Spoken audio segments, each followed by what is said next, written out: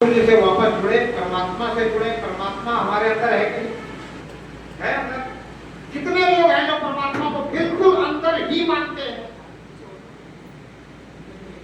अंदर है। अब जो आपके अंदर ही परमात्मा है तो इसका मतलब आपको बाहर परमात्मा के लिए कहीं जाने की जरूरत नहीं। अगर आप बाहर कहीं जा रहे हैं तो परमात्मा के लिए नहीं जा रहे हैं। आपको पता है कि मंदिर प्रथम सीढ़ी है, तो आप अपने नौनिहालों को लेकर मंदिर में आएंगे। आप मंदिर में नहीं आ रहे, आप नौनिहालों को मंदिर तक लाने का सिर्फ कारण बन रहे हैं, जरिया बन रहे हैं। आपको पता है कि परमात्मा मेरे अंदर, आपको पता है कि परमात्मा मंदिर में कैद नहीं है, पर हमने ये व्यवस्था बनाई है। हमारे ऋषि मुनियों ने, संतों ने ये व्यवस्था दी है हमें कि हम अपने बच्चों को शुरू से परमात्मा से जोड़े। वो हम करते नहीं है और हम कहते हैं धर्म बचाना है। कैसे बचे? हर अधर्मी का बच्चा मदरसे में जा रहा है, रोज नहीं जा रहा तो हफ्ते में एक दिन जा रहा है, रोज नमाज नहीं पढ़ रहा तो शुक्रवार की नमाज पढ़ रहा है। आपका बच्चा कैसे होगा सच्चा? सोचिए, विचार कीजिए। आप मंदिर में आते हो, नौनिहालों को छोड़ दिया उनके हाल पे, तो जब उनके हाल पे छोड़ोगे तो हाल बेहाल ही रहेगा। क्या होगा? तो मैं निवेदन कि बच्चों को परमात्मा से जोड़ने का प्रयास करें। और बच्चों पे बात आई है तो एक बात बताता हूं, बच्चे भगवान का रूप होते हैं, बच्चे भगवान नहीं होते,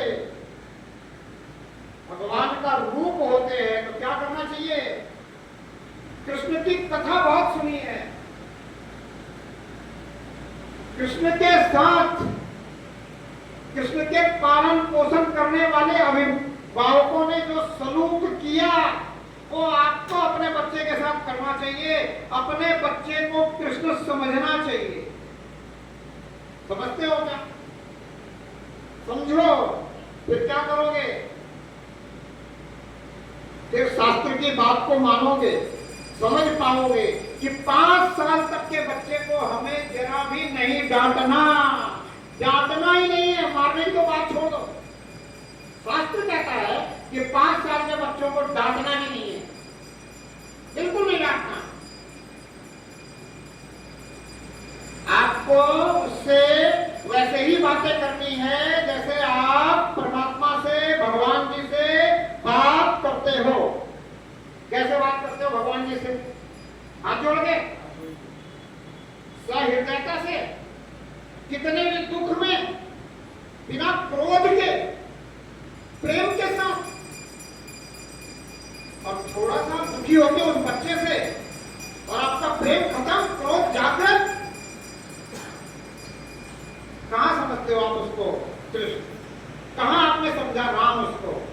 सिर्फ गाने से नहीं होगा कि हर वाला सीता की प्रतिमा और बच्चा बच्चा राम है। समझना पड़ेगा कि मेरे घर का जो बच्चा है ये राम है, इसके साथ मैं वैसा ही व्यवहार करूं जैसा मैं राम से करना चाहता हूं, जैसा मैं राम से करता हूं, जैसा मैं राम की प्रतिमा के आगे आकर करता हूं। जैसे भाव मेरे राम के प्रतिमा के आगे होते हैं, कृष्ण की प्रतिमा के आगे होते हैं। अगर इस देश का बच्चा बच्चा राम है तो मुझे उसके साथ राम जैसा ही व्यवहार करना है। वो कितना भी दुखी करे पर मुझे प्रेम से ही हाथ जोड़कर उससे बात करनी है। ये करना कब तक है? जब तक बच्चा रहता कब तक है? 5 साल। और अगर 5 साल तक आपने ये कर दिया तो आपको पता चलेगा कि ये बच्चा चाहता क्या है। अभी तक आप वो थोपना चाहते हो उस बच्चे पर जो आप चाहते हो। वो बच्चा कुछ नेचर लेके, कुछ स्वभाव लेके आया है इस धरती पे। आप उसके स्वभाव को समझते नहीं हो, अपना प्रभाव डालना चाहते हो। आपने उसका स्वभाव नहीं समझा, अपना प्रभाव डालना शुरू किया, अभाव बना रहेगा और जीवन पर्यंत आपको अभाव दिखेगा। और आप उसके स्वभाव को समझ करके उसके स्वभाव को दिशा दे दो, फिर क्या होगा? फिर आपको उसके अंदर जो परमात्मा ने टैलेंट दिया है, जो गॉड गिफ्टेड है, वो निकालने में बड़ी मदद मिलेगी, सहायता मिलेगी। और जब वो निकल करके आएगी ना, तो आपको अपने बच्चे में क्या होगा, नाज होगा कि नहीं होगा। तो ये समझो, हर माताएं समझे, हर पिता समझे, हर अभिभावक समझे। और जब 5 साल से बड़ा हो जाए तो फिर क्या करना है, फिर उसको आप डांट फटकार मार धाड़ कैसे भी करके जो उसका स्वभाव है उसके अनुसार बनाने का प्रयास करो। फिर वो कहीं दूसरी संगत में आकर के दूसरे स्वभाव में न चला जाए, नहीं तो फिर अभाव रह जाए। जो आपने समझा कि उसका स्वभाव है, उसका खोजी स्वभाव है, या उसका कोई कला के प्रति आगे बढ़ने का स्वभाव है, उसकी रुचि क्या है, जो उसको रुचिकर है वो परोस दो। अगर रुचिकर नहीं परोसोगे तो वो कहीं ना कहीं और जाएगा। संगत बिगड़ी हुई में चला जाएगा तो बिगड़ जाएगा। संगत बिगड़ने का कारण यही होता है, किसी और के संगत में जाने का कारण भी यही होता है कि वो उसको घर से वो भाव नहीं मिलता जिससे उसके प्रभाव पड़ पाए। फिर हम कहते हैं बच्चा हाथ से गया, आपने उसका हाथ पकड़ के नहीं रखा तो हमसे जाएगा। हाथ उसका पकड़ के रखो,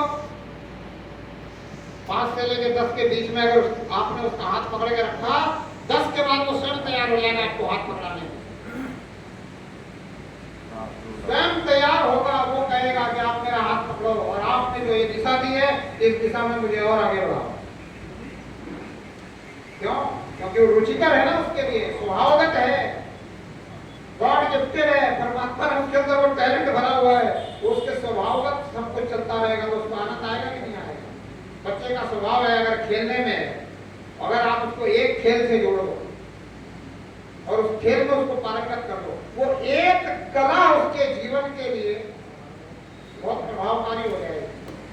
हर कला प्रभावकारी हो रही है। आज के समय के अनुसार चलो, समय को देखो, है कि नहीं। कलाकार की कितनी इज्जत है, किसी के अंदर कोई कला तो हो, लेकिन हम समझ नहीं पा रहे इस बात को हम समझे। और जहाँ पुनः बात थी बच्चे पे ये बात आई तो मैंने कहा कि बता दो तो सही बात रखे। तो बात कहाँ थी हमारी, वो थी महेश से हमारी उत्पत्ति। तो इस बात को पूरी तरह से समझे कि हमारी उत्पत्ति तो परमात्मा के कारण थी, और जहाँ हमें जोड़ा गया है उसका हम जरा विश्लेषित रूप से देखें कि कहाँ किस कारण से, किस पुराण में किसने लिखा, कब लिखा। अगर नहीं लिखा तो ये कपोल कल्पित बात आई कहाँ से, क्यों आई, इससे किसको फायदा हो रहा है, कौन फायदा लेना चाहता है, और हमें नुकसान हो रहा है कि नहीं हो रहा। चलो कोई हमसे फायदा ले जाए कोई दिक्कत नहीं है, हमसे कोई लाभ ले जाए कोई दिक्कत नहीं है, पर हमें नुकसान हो रहा हो तो। और आज मुझे दिख रहा है कि हमें नुकसान हो रहा है। हम नगर से, हम श्री के अंदर रहने वाले, धन धान्य से परिपूर्ण, यश कीर्ति से परिपूर्ण रहने वाले, हम धर्म के रास्ते पे चलने वाले, कहीं ना कहीं कुछ ना कुछ आ रहे हैं कि नहीं नीचे। समाज में कुछ लोग ऐसे हैं जो बिल्कुल इस स्थिति में है कि बस दाना पानी चल रहा, उदारता की है। इसका कारण क्या है? कारण है नहीं समझना, शब्दों का बहुत बड़ा प्रभाव पड़ता है। और मैं कोशिश कर रहा हूँ कि एक संस्था बना रहा हूँ, अखिल विश्व माहेश्वरी, ब्रैकेट में लिखूंगा माहेश्वरी, ताकि सबको पता चले कि माहेश्वरी के सेवा संस्था। ये लोनार से मैं शुरू करने की एक प्रक्रिया में हूँ, और मैं चाहता हूँ कि हर जगह ये एक संस्था हो। अभी बात हो रही थी अशोक जी से, इस विषय में हम आपस में मिलकर बातें करेंगे, क्योंकि ये सबको तब पहुँचे, आपकी तरफ से पहुँचे, मेरी तरफ से पहुँचाने की जरूरत नहीं है। पर माहेश्वरी जो शब्द है इस पर ध्यान देने की जरूरत है। आज भी बोलचाल में हम माहेश्वरियों का घर माहेश्वरी बोलते हैं। बीच में हमने माहेश्वरी को महेश्वरी बोलना शुरू कर दिया था। वो क्यों? अंग्रेजों के जमाने में जब अंग्रेज आए तो उन्होंने माहेश्वरी को अंग्रेजी में हमसे लिखवाया, तो हमने लिखा MAHESHREE। अब वो MA माँ, लेकिन उनकी तरफ से MA माँ, तो उन्होंने पढ़ा महेश्वरी। फिर हम महेश्वरी बने, फिर हम महेश्वरी बने, फिर हम माहेश्वरी बने। हम कुछ ना कुछ बनते आ रहे हैं। जो हम थे वो नहीं रहे, और अब हमारी ये इच्छा होनी चाहिए कि हम जो थे वो हैं और वो रहेंगे, उसके लिए प्रयास होना चाहिए। और ये प्रयास जो भी होता है ना, किसी भी क्रांति का अगर कहीं बिगुल बचता है, कुछ सुधार की बात होती है तो नीचे से होती है, ऊपर से नहीं होती। हमेशा सुधार नीचे से होती है। तो मैं निवेदन करता हूँ यहाँ बैठे हुए सभी सज्जनों से, मातृशक्तियों से, कि अगर बात समझ में आती है तो अपने नाम के आगे माहेश्वरी लगाएं। जैसे अभी अशोक सारड़ा जी है, तो ये लिखे अशोक सारड़ा माहेश्वरी, ताकि इनकी जाति का गोत्र का पता चले और ये माहेश्वरी हैं ये भी पता चले। अशोक सारड़ा माहेश्वरी, सबको सिर्फ माहेश्वरी नहीं लिखना या माहेश्वरी नहीं लिखना, अपनी जाति अपना गोत्र लगाना चाहिए, ताकि बाद में नौनिहालों को ये पता रहे कि हमारी ये जाति है, ये गोत्र है, सिर्फ माहेश्वरी माहेश्वरी नहीं रहता है। इस बात को भी समझना है। और अभी जो मैंने आपको बताया है इसमें बहुत बड़ा और भी विश्लेषित कुछ है, लेकिन मैं चाहता हूं कि अगर अभी आपको कोई शंका हो इतने में तो आप जरूर पूछें, अन्यथा अशोक जी तापड़िया जी जो है, कमल तापड़िया जी अपनी बात आगे रखेंगे, क्योंकि इनको मैंने एक लाइन में रोक दिया था। हालांकि रोकना नहीं चाहिए, पर कुछ अपनी भावना होती है अंदर, कुछ बात होती है, वो कहीं निकालने का मौका मिलता है तो मैं तो शब्द को पकड़ के भी निकाल देता हूँ, यहाँ तो कोई लाइन। मेरा पूरा प्रश्न ये था, अब उसको आपने एकदम ही तर्क दे दिया कि हम जो भगवान महेश की पूजा पाठ अभी हम जो भी कार्यक्रम की शुरुआत करते हैं उसके अंदर में सर्वप्रथम हम भगवान महेश की वंदना करते हैं, पूजा करते हैं। अब जो महेश्वरी जो लोग हैं वो सूर्यवंशी कहलाते हैं, लोहार दल के अंदर में उनकी उत्पत्ति हुई और वो सूर्यवंशी कहलाते हैं, ऐसा कहते हैं। और राजा राम जो है वो सूर्यवंशी थे। तो हमने प्रभु राम की पूजा पाठ करने के बजाय अभी हमारा जो इंक्लिनेशन है वो काफी जगह बढ़ गया है। कुछ राम को पूज रहे हैं, कुछ कृष्ण को पूज रहे हैं, कुछ श्याम बाबा को पूज रहे हैं, कुछ रामदेव बाबा को पूज रहे हैं। तो इस प्रकार क्या ऐसा लगता है कि हम महेश्वरी समाज आपस में बट रहे हैं? बहुत सुनकर आप महेश्वरी हो, इसलिए मैंने आपसे बहुत सुंदर बात आपने कही है, और इस पे मैंने बहुत बड़ा गहन चिंतन किया है कि सिर्फ महेश्वरी समाज ही नहीं बढ़ रहा है, पूरा सनातन बढ़ गया है। सिर्फ महेश्वरी समाज की बात नहीं, पूरा सनातन बढ़ गया है। तिलक, तिलक पे बात आए, सनातन का तिलक क्या था और क्यों था, बहुत बड़ी चर्चा, बहुत लंबी चर्चा है। समय आपके पास अगर है तो आप तो रहें, मेरे पास तो बहुत समय है, आप लोगों ने समय सीमा कम रखी है, और इस एक प्रश्न के लिए 2-2.5 घंटा सुनना पड़ेगा। प्रश्न उठेंगे, तिलक क्या है और तिलक कैसा है। तिलक का बहुत बड़ा वैज्ञानिक कारण है, और ये तिलक कैसा था, हमारा अनामिका से हम कोई भी सूखा चंदन, सूखी बबूती कुछ भी उठाते थे और उसको अपने मस्तक से छिटकाने का प्रयास करते थे। उस प्रयास में ये जो एक्वाप्रेशर पॉइंट है, जो आज्ञा चक्र है, ये थोड़ा दबता था, इससे प्रभावित होता था मस्तिष्क, और फिर आकुष्ठ से इसको ऊर्ध्वगति देते थे, ताकि हमारा मस्तिष्क हमेशा ऊंचाइयों की तरफ चले, ऊंची बातें सोचे, हमारे विचार उच्च हो। ये तिलक इसलिए था, और ये हमारे सनातनियों की पहचान थी। पर अब क्या हुआ, अगर मैं कुछ शब्द ऐसे बोल दूं जिससे आपको कोई कष्ट हो तो मुझे माफ कर देना, क्योंकि मेरी आदत है। मैं चाहता हूं कि कुछ शब्द मेरे से ऐसे निकले जो आपके हृदय पे आघात करें। जब हृदय पे कोई शब्द आघात करता है ना, तो फिर वो बात सोचने पे व्यक्ति मजबूर होता है कि ये व्यक्ति इन शब्दों का प्रयोग कर रहा है, और इस वस्त्र को पहन करके इसमें बड़ी शीतलता होनी चाहिए। शीतलता से प्रभाव नहीं पड़ता ना आपके ऊपर, करूं क्या, कुछ शब्द ऐसे बोलने पड़ते हैं कि आप प्रभावित तो हो, आप चिंतित तो हो, आप विचारवान तो हो, आप मनन तो करें। इसलिए मैं कहता हूं कि अलग अलग बाड़े ने आपको भेड़ बना के फंसाने के चक्कर में अलग अलग तिलकों का निशान दे दिया। समझ सको तो इस बात को समझो। शैव संप्रदाय, वैष्णव संप्रदाय, मैं फलाना, मैं बिगड़ा, मैं राम स्नेही, मैं ये आचार्य का, मैं वो आचार्य का, और मेरा ऐसा तिलक और मेरा वैसा तिलक, और मेरा पूरा और मेरा नाक तक, मेरा आंख तक, मेरे पांव, मेरे बाजू में भी, मेरे हाथ में भी, मेरे गाल में भी।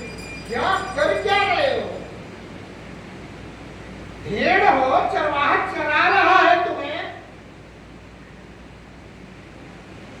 और फिट हो जाते हो।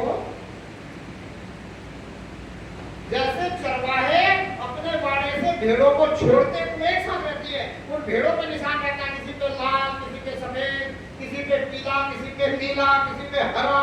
वो भेड़ों पे निशान इसलिए लगाते हैं हमारी भेड़ हमें समझ में आ जाए, शाम को हम अपने अपने बाड़े में भर्ती कर रहे हैं। वो काम चल रहा है, समझो भाई। कम से कम तिलक तो एक रखो जो सनातन का है, जिसके अंदर वैज्ञानिकता है। अपने अनामिका से सूखा कुछ भी उठाओ, रोली, विभूति, सिंदूर, चंदन, कुछ भी सूखा उठाओ और जरा प्रेशर करके उसको दबाओ, यहाँ लगने दो उसको, अपने आप सटने दो और फिर उसको उनकी कर दो, हो गया तिलक। आज भी हम अपने किसी त्योहार में वही तिलक करते हैं, सबको करते ही नहीं करते, भले हम कोई सा भी तिलक लगाते हो, हम सबको यही तिलक करते हैं। ये विजयी तिलक है, हम सबको विजय होने का आशीर्वाद तिलक के द्वारा प्रदान करते हैं। व्यक्ति विजय कैसे होता है? विचारों से, विचार से सब महान बनते हैं।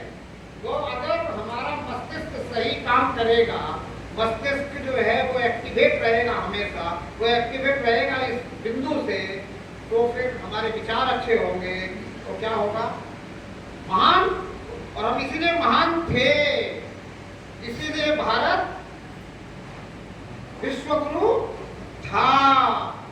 तो विश्वगुरु और जगत गुरु अगर बनना है तो हमारा तिलक वैज्ञानिक जो था, जो हमारे ऋषि मुनियों ने बनाया था हमारे मस्तिष्क के विकास के लिए, वो बचपन से बच्चों के साथ हम करते रहे, तो मतलब इस शरीर के त्यागने तक बुद्धि प्रकट रहती थी और रहेगी।